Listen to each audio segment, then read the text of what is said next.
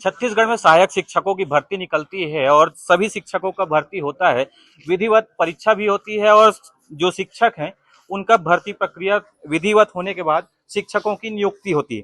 नियुक्ति के कुछ दिनों बाद हाईकोर्ट से एक ऑर्डर आता है और इन्हें नहीं बताते हुए यह कहा जाता है कि इनकी जो शिक्षक भर्ती है उसको रद्द कर दिया जाए। सर क्या मामला है पूरा उसको बताएंगे।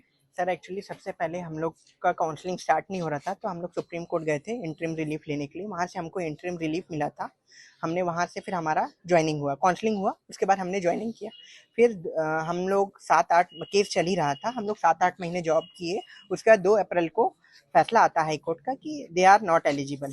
फिर हम लोग सुप्रीम कोर्ट में केस लगाए, तो वहाँ उस बीच में 8 अप्रैल को एमपी में फैसला आता है कि 11 अगस्त से पहले जो भी ज्वाइन किए हुए कैंडिडेट्स हैं, बीएड कैंडिडेट्स हैं, वो एलिजिबल हैं, और जो 11 अगस्त के बाद जिनका भी ज्वाइनिंग हुआ है वो एलिजिबल नहीं है। तो हम लोग सुप्रीम कोर्ट में केस लगाए थे, एसएलपी लगाए थे। सरकार भी हमारा सपोर्ट की थी, सरकार ने भी एसएलपी लगाया था। तो अभी हम लोग को जितना पता चला है कि हमारा केस डिसमिस हो गया है। अभी तक फैसला आया नहीं है, बट हम ये चाहते हैं कि हम 1 साल से काम कर रहे हैं, हम लोग वैलिड थे। जब नोटिफिकेशन जैसा आया था वैसे ही हम लोग ने ज्वाइन किया था, हम लोग मेरिट लिस्ट में थे, तो हमें नहीं निकालना चाहिए। हम यही बात रखने आए हैं और सरकार से यही कहेंगे हमें कैसे भी बचा लिया जाए। छत्तीसगढ़ में लगभग कितने शिक्षक हैं जिनकी नियुक्ति हुई थी, उसके बाद नौकरी खतरे में है और क्या मांग कर रहे हैं किनसे? टोटल 6,300 लोगों के लिए नियुक्ति आई थी, उसमें से 5,300 समथिंग पद में नियुक्ति हुई है। उसमें से 2,900 लोग बीएड के हैं और सरकार के अकॉर्डिंग, और 2,500 लोग डीएड के हैं। सबको दोनों को बराबर मौका मिला था, जो मेरिट में आया उनको नियुक्ति मिली, सब चीज़ इस पर रूल हुआ था। अब अचानक से इस कंडीशन के आने के बाद अभी एसएलपी जो सरकार हमको बचाने के लिए लेके गई थी, और हम लोग भी सरकार सुप्रीम कोर्ट गए थे एसएलपी लगाने, वो खारिज हो गया। तो अब इस कारण क्या है, हमारी जो नियुक्ति है वो खतरे में आ गई है। प्राइवेट कॉलेज में एचओडी रह चुकी मैडम भी हमारे सामने पहुंची हैं।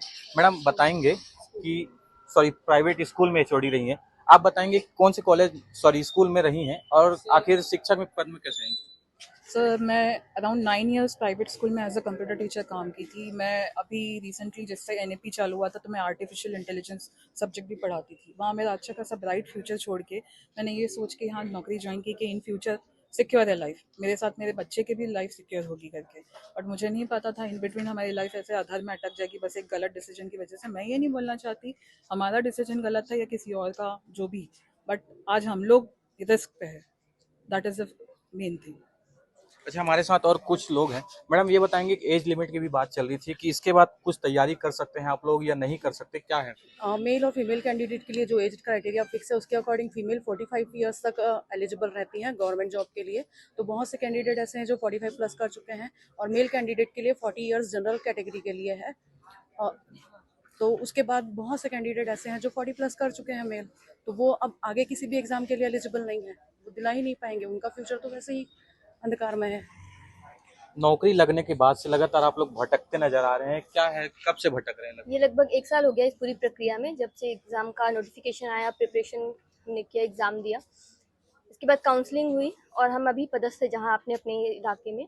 इसके बाद में बीच बीच में केस के लिए हम कोर्ट में गए हैं, तो हाई कोर्ट ने 2 अप्रैल को एक अपना न्याय दिया, मतलब कहा कि हम जो है एलिजिबल नहीं, बीएड जो डिग्रीधारी है तो वो एक पद था जिसमें कि हमको एलिजिबल नहीं माना गया है। तो वहाँ से लेकर के एक भय की स्थिति उत्पन्न हो गई है, और उसके बाद अभी हमने एसएलपी दायर किया था हमारे कहने पे, या फिर बोल सकते हैं राज्य के जो सीएम हैं उन्होंने भी, उनकी तरफ से भी एक एसएलपी दायर की गई थी। तो मतलब उन्होंने हमें आश्वासन दिया था कि हमारी नौकरी, जितने भी लग चुके हैं जो नौकरी में हैं अभी, उनको सुरक्षित रखा जाएगा। तो अभी सुप्रीम कोर्ट से वो एक हमारा जो एसएलपी है उसको निरस्त कर दिया, डिसमिस कर दिया गया है। आगे ऑर्डर शीट का हमको वेट है कि कुछ अब देखना वही है कि हमारी नौकरी बचती है नहीं बचती है। आप क्या उम्मीद लगा के बैठे हैं, नौकरी रहेगी या जाएगी, क्या सोच रहे हैं? सर रहना चाहिए, क्योंकि हमारी कोई गलती है नहीं, और मुख्यमंत्री ने भी हमें आश्वासन दिया था कि हमारी जॉब को बचाया जाएगा करके, तो हम इसी उम्मीद से यहाँ आए हैं। और सर हालात ये हैं कि बहुत से कैंडिडेट्स डिप्रेशन में आ गए हैं अभी से, और जब ऑर्डर शीट आएगी और उसमें अगर नेगेटिव कुछ रहा हमारे लिए, तब की स्थिति क्या होगी ये हमें भी नहीं पता। सब लोग का मेंटल स्टेटस अच्छा नहीं है अभी, तो हमारी जो मानसिक स्थिति है उस पर भी गौर करे सरकार, और हमारी जो जॉब है उसको सुरक्षित करे, बस यही हमारी मांग है। हमारे बीच छोटी बच्ची को भी लेकर पहुंचे हैं एक शिक्षक। मैडम, आप बताएंगे कि आप किस तरीके से लड़ाई लड़ रही हैं और क्या है आपकी उम्मीदें? हाँ, सर उम्मीद तो यही है कि जॉब सेफ रहे, क्योंकि एग्ज़ाम के पहले नोटिफिकेशन में कुछ नहीं था, तो गलती तो हम लोगों की नहीं है, मेरिट में आने के बाद इसमें आए हैं और दूसरी जगह की जॉब छोड़ के आए हैं। मैं पोस्ट ऑफिस में थी, सेंट्रल गवर्नमेंट का था, और यहाँ आने के बाद फिर बेसहारा टाइप हो जाएगा बीच में। अच्छा, उस नौकरी को छोड़ के आप इसमें आई हैं, क्या उम्मीद लेकर आई थी? एक आराम की ज्यादा पेंशन? उम्मीद ये था कि शिक्षा विभाग नाम से ही वो है कि बहुत अच्छा है और आगे मैं अपने बच्चे को अपने सामने बढ़ते देखूंगी, पढ़ा सकती हूँ, ऐसी सोच रही थी। लगभग कई उम्मीदों के साथ यहाँ पर लोग पहुंचे हैं जो लगातार शिक्षा व्यवस्था को सुधारने की भी बात कर रहे हैं और शिक्षा दुरुस्त करने की बात करते हैं, और उसके बाद जो स्टूडेंट हैं उनको पढ़ाते हुए खुद की भी लाइफ सुधारने की बात कर रहे थे, लेकिन उनके खुद की नौकरी खतरे में आ गई है।